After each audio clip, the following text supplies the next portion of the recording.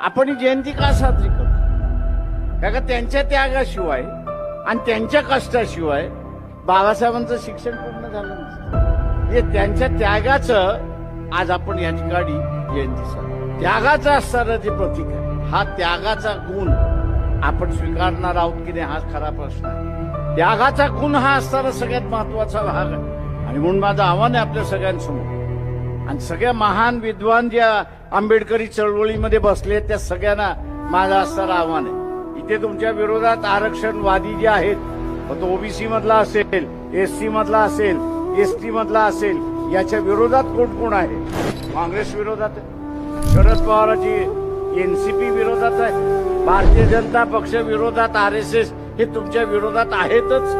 त्यागाची भूमिका करायची असेल तर आमचं मत यांना आता नाही, हा निश्चय त्या ठिकाणी झाला पाहिजे.